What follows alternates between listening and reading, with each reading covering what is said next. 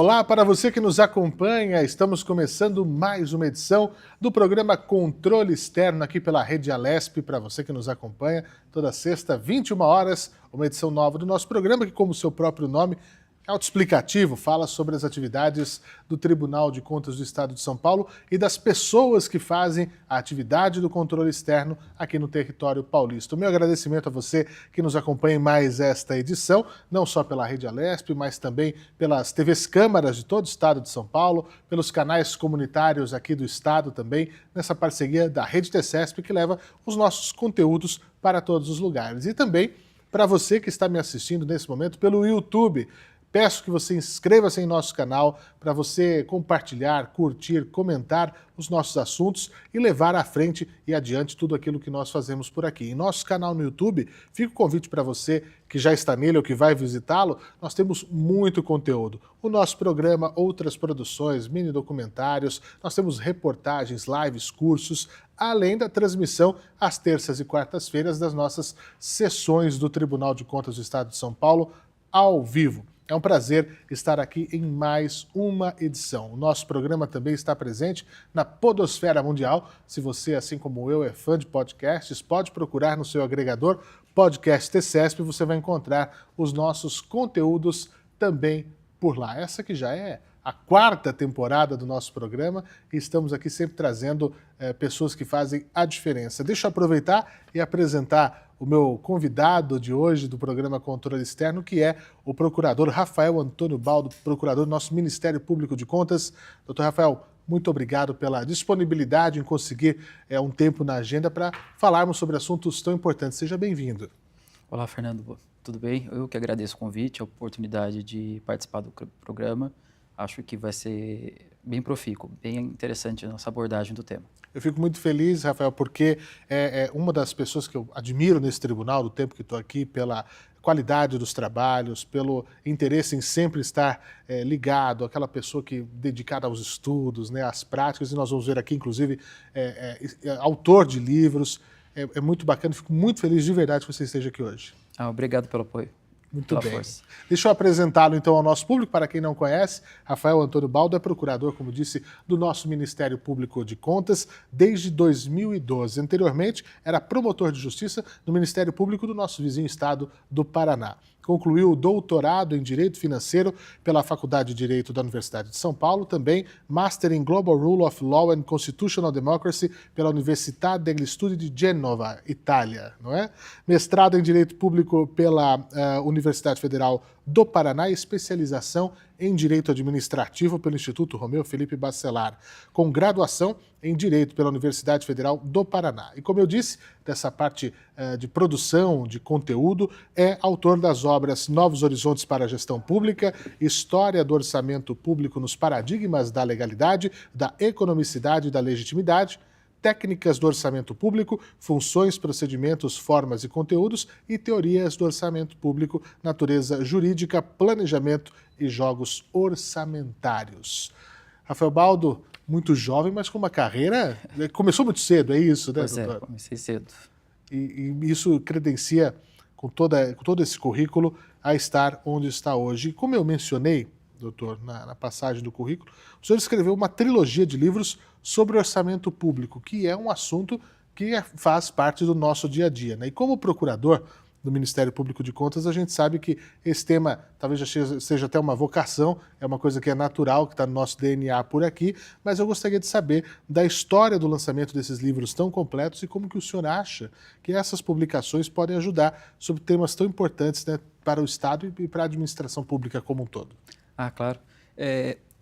Eu me interessei pelo tema do orçamento público num contexto acadêmico em que eu buscava aprimorar a ideia de gestão pública. Uhum. Meu mestrado no Paraná já tinha sido abordar novas técnicas de gestão pública em favor da eficiência, da efetividade. E faltava um outro pedaço, um outro elo dessa história, que era o custo da administração pública. Então, por um lado, se o direito administrativo ele se preocupa com essa eficiência da gestão E do agir administrativo, de outro lado, o direito financeiro, sobretudo o orçamento, ele traz essa ideia de otimizar os gastos destinados. Então, quando a gente fala de gestão pública, nós temos essas duas dimensões. Por um lado, a parte administrativa, muito regulada pelo direito financeiro, e essa parte mais da qualidade do gasto, disciplinada pelo direito financeiro e pelo orçamento. Foi nesse contexto que eu resolvi fazer um doutorado na USP nesse tema, né? O tema do orçamento público, ele é muito central no direito financeiro, ele desperta há séculos, ele desperta o interesse de vários estudiosos, talvez por sua repercussão prática, pela sua relevância nesse check and balance, nessa tripartição de poderes, o funcionamento da tripartição dos poderes. E foi nesse contexto que eu me deparei com o tema, me apaixonei pelo tema, lógico. O tempo que eu já vinha trabalhando no Tribunal de Contas foi fundamental para escolher esse tema, sobretudo porque eu percebo que o nosso trabalho aqui no Tribunal de Contas, ele toma como ponto de partida em vários momentos essa ideia de orçamento público, de aspirar a riqueza da população na forma de tributos e devolvê-la, essa riqueza, na forma de gastos públicos que são autorizados no orçamento. E foi assim que eu me dediquei ao estudo do tema, eu fiz um doutorado na USP e ao longo desse período eu resolvi estudar, a minha ideia original era vincular exatamente gestão pública e orçamento. Só que ao começar a ler toda a bibliografia do tema, eu percebi que o tema era muito mais complexo do que eu a princípio imaginava. Eu percebi que precisava primeiro fazer um recorte histórico, depois fazer uma análise mais dogmática mesmo, de lei, leitura de lei, dessa parte de regulamentação, e por fim fazer uma análise da teoria. E então, esse trabalho foi um trabalho de fôlego, acho que ao todo o trabalho deu quase 1000 páginas, Puxa. E ficaria um livro muito grande. Eu tentei publicá-lo um livro único e eu tive certa dificuldade, porque hoje em dia o mercado editorial é muito difícil. Você emplacar um livro tão grande, né, e de um tema tão nichado. Então, foi aí que eu tive a ideia de cindir a obra, a tese de doutorado, em 3 livros, cada qual abordando um tema distinto. E aí, com isso, eu poderia estimular a leitura por diferentes tipos de leitores. Existem aqueles que querem ter uma visão mais genérica, mais ampla, por exemplo, ciência política, sociologia, possivelmente se interessariam mais pela essa análise global do tema, principalmente na parte da história. O segundo, mais dogmático, aqueles que trabalham no dia a dia, o gestor público, os vereadores, os prefeitos, os funcionários públicos, setor de contabilidade, já se preocupam mais com a parte dogmática e formal mesmo, de como elaborar, aprovar, executar um orçamento e controlar um orçamento. E, por último, a parte bem doutrinária, de estudar como que a doutrina tem respondido às mudanças de fato e de direito ao longo dos séculos. O objetivo da doutrina, afinal, se não, é tentar enquadrar essas alterações que acontecem, né, nos fatos e na norma. Poxa, mas realmente, organizar tudo isso, realizar tudo isso é um trabalho. Conseguir dividir também um trabalho, conseguir fazer essa divisão de uma maneira desse jeito. Agora, o direito administrativo, doutor Baldo, e o direito financeiro, eles devem andar ali, né? Não dá para dissociá-los. Obviamente, são áreas diferentes, mas são complementares, eu posso dizer dessa maneira, para o gestor público entender isso? Com certeza. Sabe o que é interessante? O gestor público é aquele que sente no dia a dia o quanto essas duas áreas estão imbricadas. Porque verdade. ele está ali, ele tem que lidar com o direito e tem que lidar com o dinheiro. Como ele vai gastar o dinheiro? O problema é que no mundo acadêmico, a gente percebe o quê?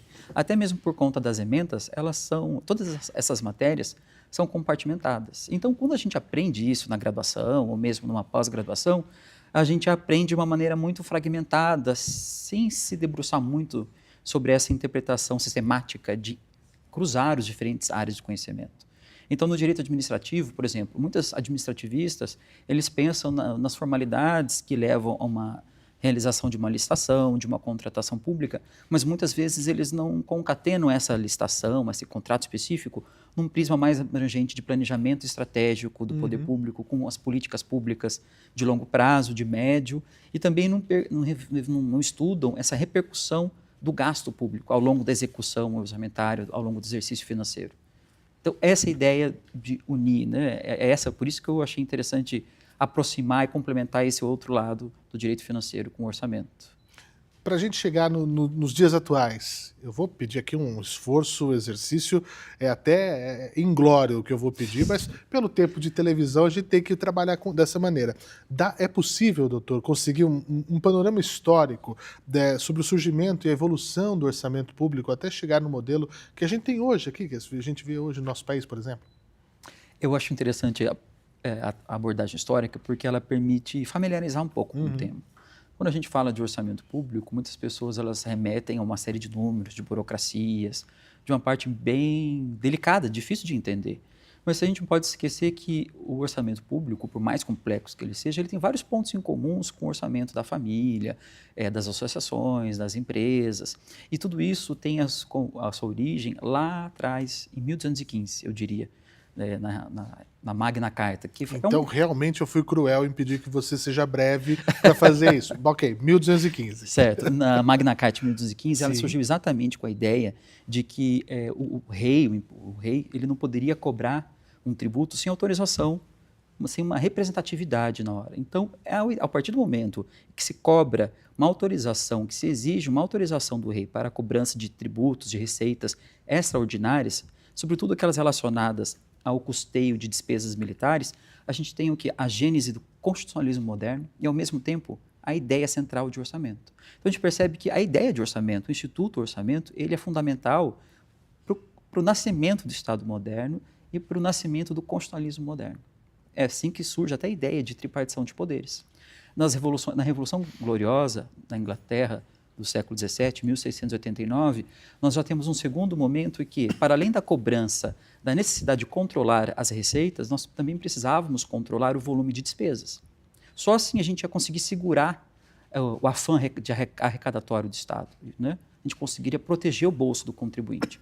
Então, controlando a despesa, conseguiria controlar o volume de receitas necessárias para cobrir os gastos da coroa. E foi assim que nós passamos para um segundo grande momento de controle de receitas e despesas, e no século seguinte, com as revoluções liberais, nós temos a consolidação dessa fórmula de cobrança de receitas e despesas que são inseridas num documento único. Esse documento único é exatamente o orçamento público. E a ideia desse orçamento liberal, clássico, era que o volume de receitas fosse igual ao volume de despesas e vice-versa, com um objetivo de controlar os gastos de um Estado que até então era mínimo. Como naquela época não havia difusão de direitos sociais, era muito fácil, ou não era tão complicado, tão complexo, custear o aparato estatal, a máquina estatal. O problema é que ao longo do século XX, a partir da quebra da Bolsa de Nova York, com o crack de 1929, nós temos o quê? Uma crise concomitante no mercado e na sociedade. O mercado ficou em crise, por conta dessa recessão econômica, e ao mesmo tempo a sociedade foi invadida por um mar de desempregados decorrente dessa recessão econômica. Percebeu-se que o Estado precisava ter um papel mais proativo na condução do mercado e da sociedade. Foi nesse contexto que nós assistimos, por exemplo, ao New Deal nos Estados Unidos, Sim. em que o Estado teve uma participação mais ativa. Só que para isso a gente precisa o quê? Arrecadar mais receitas ou realizar dívidas, empréstimos, para conseguir custear esses gastos. E esses gastos serviram exatamente para recuperar, reaquecer a economia e empregar uma mão de obra que estava desempregada na sociedade. Então a gente percebe um papel proativo do Estado nesse período entre guerras que fez surgir um novo paradigma de orçamento voltado não só para a legalidade dos gastos, visando esse equilíbrio formal entre receitas e despesas, mas também uma economicidade. O orçamento público passou a ser utilizado para o planejamento orçamentário, primeiro, da economia.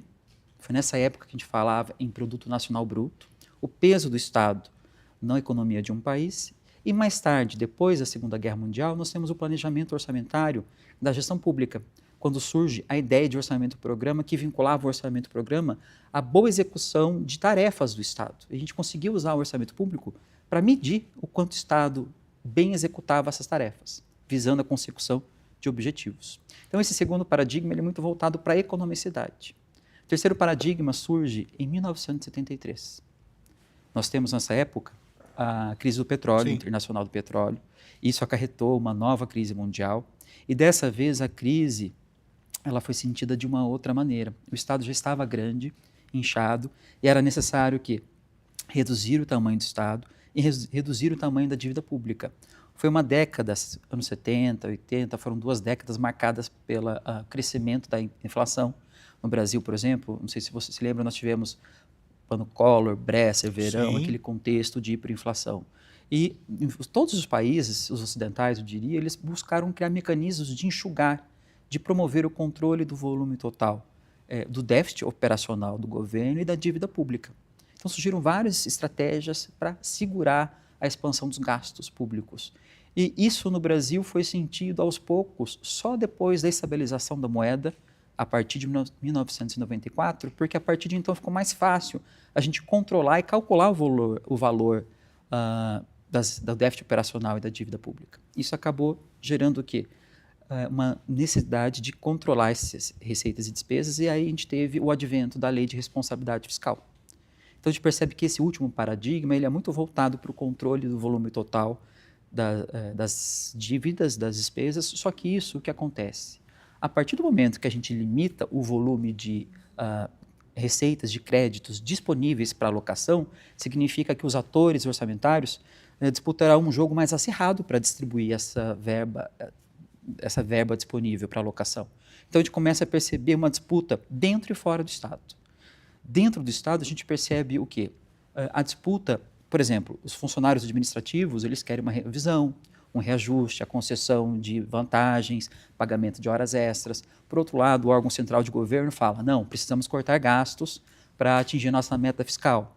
Nós também temos as disputas orçamentárias entre os poderes. Nós temos, por exemplo, o poder executivo tentando sempre ampliar a margem de suplementação dos gastos. O poder legislativo tem aumentado nas últimas décadas essa participação cada vez mais ativa no campo orçamentário. Por exemplo, nós temos o orçamento impositivo, que até não existia até 2010, é uma coisa recentemente nova. Novidade. A gente percebe o quê? Esse jogo mais acirrado entre os atores orçamentários. E, por fim, nós temos também a questão da judicialização do orçamento público.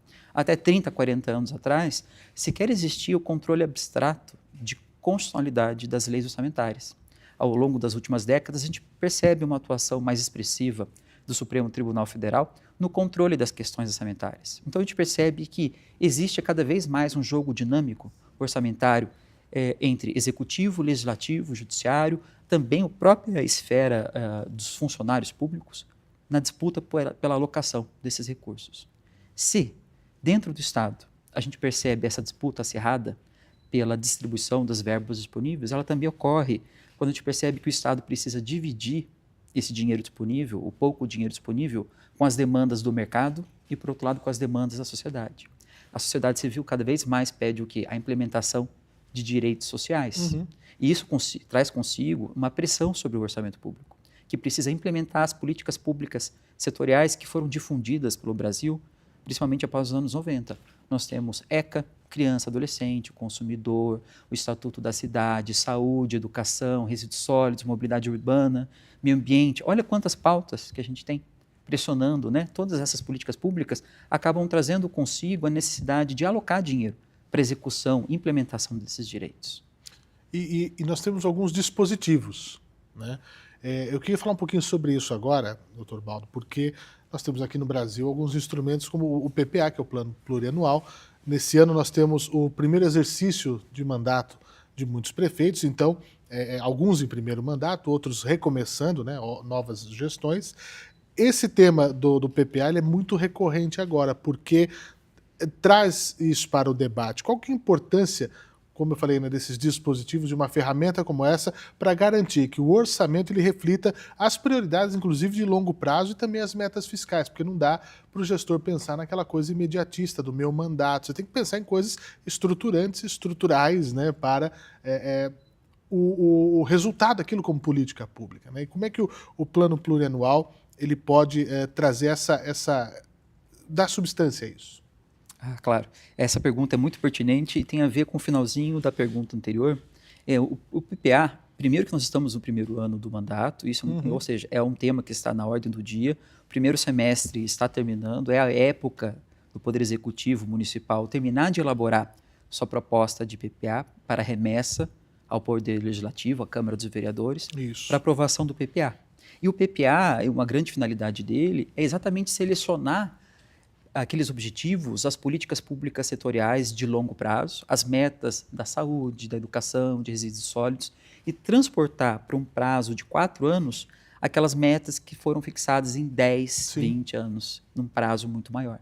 Então, o PPA ele tem a função de recortar esses objetivos que constam de políticas públicas setorizadas, setoriais, e traduzir esses objetivos em termos de diretrizes e metas. E essas diretrizes e metas, não só para as despesas de capital, para a consecução dessas políticas públicas, mas também para os programas de duração continuada. Então, com isso, a gente consegue já fazer um planejamento estratégico. Se a gente usar bem o PPA, a gente pode transformá-lo numa ferramenta de gestão pública, né, para promover a eficiência do gasto público. Olha aí a gente promovendo essa fusão do direito administrativo e do direito financeiro. Exatamente. Né? E planejamento é tudo, né, doutor? Sim. É uma coisa que serve para a sua casa, você que está nos assistindo agora. Né? A gente planeja tudo, não é? Você não planeja como é que vai ser os gastos da sua casa, se vai dar para fazer aquela viagem, ou se a viagem vai ter que ser mais curta, ou no destino mais barato. Todo um planejamento. Isso também serve para empresas privadas e também para toda a área pública. Agora, a LDO, a Lei de Diretrizes Orçamentárias, ela também é importante nesse momento porque a gente vê muitas notícias sobre reforma para controle da dívida pública, ouvimos muito falar sobre arcabouço fiscal, que é um palavrão que as pessoas ouvem por aí, reforma tributária, que é um assunto que esteve e ainda está na pauta. Nesse quadro, qual que é o papel da LDO, da Lei de Diretrizes Orçamentárias, no controle e também para a sustentabilidade da dívida? Interessante. Você mesmo disse que o orçamento das pessoas, das famílias, eles precisam cotejar os seus sonhos, suas metas de vida, Sim. com o dia a dia, com o orçamento. A ideia da LDO, da Lei de Diretrizes Orçamentárias, é exatamente cotejar aqueles objetivos, diretrizes e metas de 4 anos para verificar a possibilidade de sua implementação no exercício seguinte. Ela tira uma fotografia fiscal para verificar se o poder público tem condições, fôlego financeiro, para executar aquelas metas, aquelas diretrizes do plano plurianual. Então, na verdade, a LDO ela é como se fosse, traduzindo uma linguagem bem simples, uma espécie de raio-x das finanças públicas, porque ele faz uma análise bastante global dos ativos e dos passivos financeiros de um ente federativo, do poder público, para verificar se eu vou conseguir executar. E às vezes você está tão ruim das pernas, o poder está tão ruim das pernas que ele não consegue não só não executar alguns sonhos, algumas despesas de capital, como ele precisa segurar o freio. Ele precisa, não podemos gastar, vamos segurar o freio, precisamos criar mecanismos para controle dos gastos e também precisamos criar mecanismos para aumentar a nossa fonte de receita. É a avaliação dos ativos e dos passivos. Por exemplo, o poder público pode falar, olha, a gente está ruim das pernas. Então, o que a gente pode fazer? Então, vamos verificar quais são as fontes de receita. Vamos fazer uma revisão das nossas renúncias de receita. Vamos verificar se o município, como é que andam todas as leis que concederam isenções fiscais, benefícios. Vamos rever, por exemplo, a base de cálculo do IPTU, criar novas formas de receita para custear futuras despesas. E na parte dos passivos, verificar como anda o pagamento da dívida pública, evitar a rolagem dessa dívida, porque isso traz consigo mais encargos, mais juros. Se na vida privada a gente precisa tomar cuidado, por exemplo, para não cair no cheque especial, o rotativo do cartão. O rotativo do cartão, que é péssimo. A mesma coisa no poder público. A gente precisa segurar o freio. E quando isso acontece, a gente deflagra vários mecanismos que são acionados por força da Lei de Responsabilidade Fiscal e que são disciplinados exatamente pela Lei de Diretrizes Orçamentárias. Quando a gente fala de metas fiscais ou descumprimento das metas fiscais, isso pode acarretar o contingenciamento dos gastos durante o exercício financeiro. É como se falar, para tudo, a gente não tem dinheiro em caixa, não dá para sair gastando. É estancar. Exato. É um torniquete que é feito, né? Fecha a torneira. Fecha a torneira, né? É uma coisa realmente bárbara. Agora, no nosso lado aqui, nós temos, e você já falou pelo menos uma ou duas vezes na nossa conversa, sobre efetividade. E aqui nós temos o nosso IGM, o Índice de Efetividade da Gestão Municipal, que busca justamente isso, avaliar a qualidade do gasto público. Como que os conceitos de legalidade, de economicidade, de legitimidade se aplicam a essa análise do IGM? Essa questão da efetividade, da qualidade dos gastos públicos também está amarrado nessa sequência orçamentária. ao longo da nossa entrevista, nós já abordamos esse caráter mais geral, Sim. panorâmico do PPA, como a LDO vai verificar a possibilidade de implementação futura, iminente dessas questões, e, por fim, a gente vai materializar essas receitas e despesas na lei orçamentária anual. Só que a gente precisa ir muito além da simples autorização do gasto. Essa questão da mera autorização dos gastos, em que a gente verifica aonde o poder público vai gastar, vamos comprar cadeiras, vamos comprar mesas, vamos pagar pessoal. Hoje, em tempos de qualidade do gasto e de necessidade de promover a eficiência da gestão pública, a gente precisa ir além. E o orçamento anual, a lei orçamentária anual, ela tem um mecanismo muito poderoso para instigar esse avanço da eficiência na administração pública, que é a classificação orçamentária por programas, ou a classificação programática. Essa classificação programática ela é tão importante que ela consegue amarrar esses programas, essas diretrizes que constam do PPA, à LOA e também ao IGM. Por que eu digo isso? O objetivo do IGM, no nosso trabalho aqui de controle externo, é verificar exatamente como o poder público tem implementado essas políticas públicas setoriais.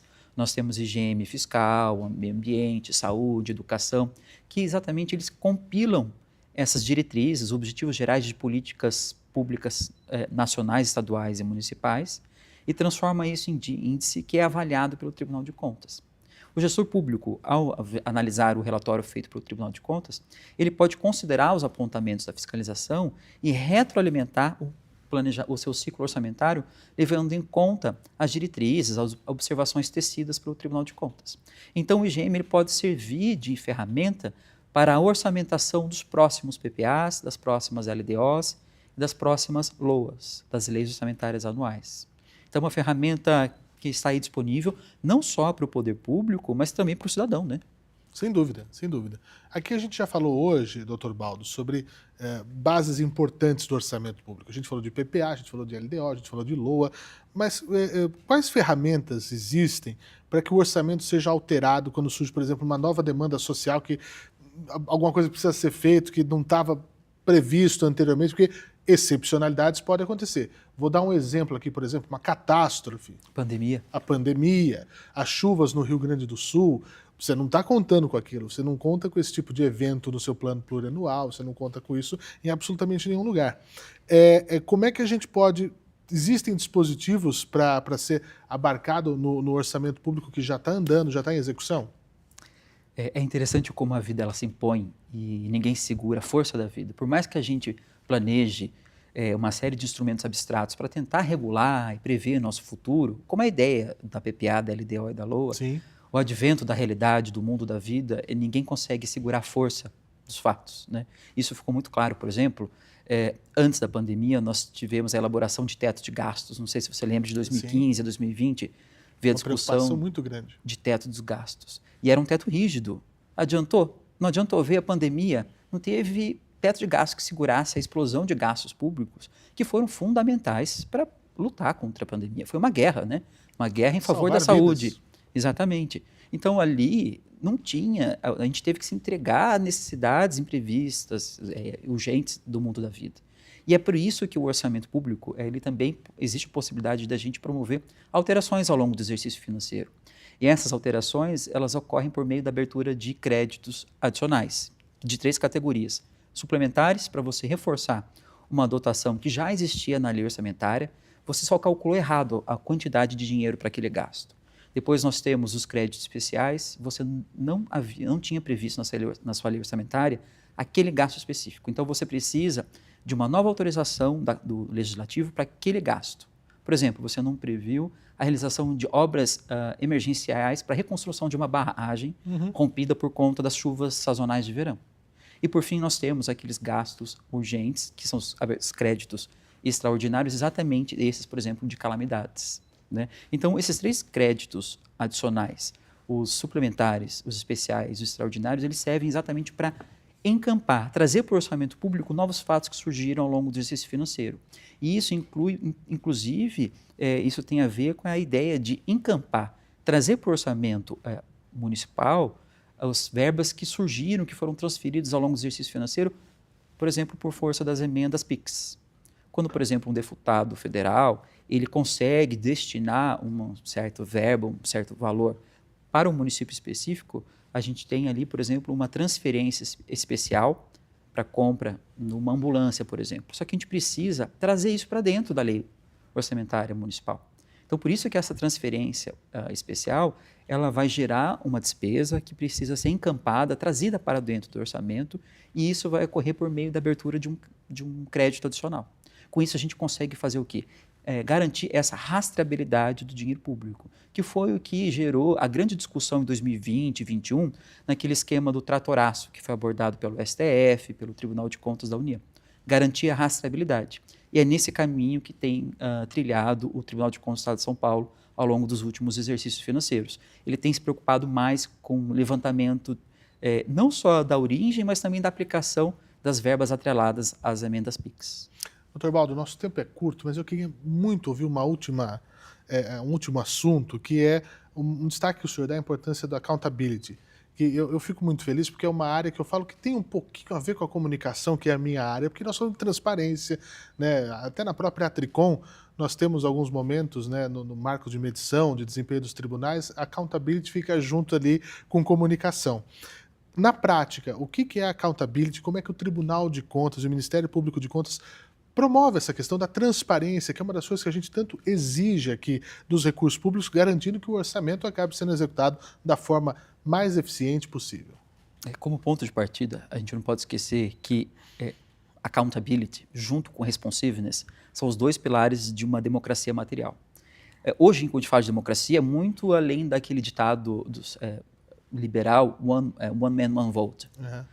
Democracia hoje é exatamente conseguir controlar o gestor público e o que ele faz em favor da sociedade. É uma materialização mesmo da Exatamente. democracia. E quem garante isso são esses dois pilares. De um lado, a gente tem accountability, que é verificar por diferentes formas, dimensões de controle, como o agente eleito, o político eleito, e o gestor público, o agente público, vai realizar essas receitas, despesas, a atuação administrativa. E num segundo momento, nós temos a segunda atuação, o segundo pilar, que é o responsiveness. A partir das informações levantadas nessa primeira fase de accountability, de prestação, de levantamento, monitoramento dos dados e prestação de contas, nós temos o momento subsequente de responsiveness, de julgamento de todo esse arcabouço, dessas informações que foram levantadas, garantindo com isso o quê? Essa prestação de contas para o cidadão. E quando a gente fala de accountability, existem diferentes formas de controle. O primeiro deles, a primeira dimensão seria o controle social, aquele garantido pela lei de acesso à informação, pelo serviço de informação ao cidadão, pelos canais de denúncia, ouvidorias, compliance. Todos esses mecanismos são as primeiras formas de garantir essa promoção da accountability em favor do cidadão. Depois nós temos o controle interno, que é realizado pelo próprio poder público. Cada vez mais o Tribunal de Contas tem avançado para exigir um relatório definitivo das atividades. Esse relatório é fundamental exatamente para a elaboração daquele orçamento-programa que vai retroalimentar o PPA. Exato, está tudo atrelado. Tudo. E aí, no momento subsequente, nós temos o controle externo, que é o nosso trabalho no Tribunal de Contas, de levar em consideração tudo isso que foi levantado nas fases anteriores, né, de portal da transparência, execução orçamentária, e eu fico feliz que o Tribunal de Contas tenha avançado cada vez mais para as auditorias operacionais, que também tem a ver com a qualidade do gasto, com os programas. A gente percebe que está tudo conectado. Que bacana, isso é muito bom, e a gente também quer que o controle social seja cada vez mais exercido, né? Que as pessoas tenham, né, esse desejo por saber mais sobre as coisas, que às vezes não são tão difíceis, e aqui nesse programa a gente traz as pessoas para explicar, os profissionais do Tribunal de Contas para explicar de uma maneira muito didática aquilo e para a gente tomar pé daquilo que devemos mesmo. Dr. Rafael Baldo, muito obrigado pela participação aqui conosco, agradeço mais uma vez. Eu que agradeço o convite e fico à disposição. E sempre, quando quiser, só voltar aqui. Nós legal. Temos sempre espaço para comentar sobre esses assuntos tão importantes. E para você que me acompanhou até agora, também fica o meu agradecimento. Mais informações sobre tudo que fazemos no Tribunal de Contas do Estado de São Paulo, acesse www.tce.sp.gov.br. Até o próximo programa.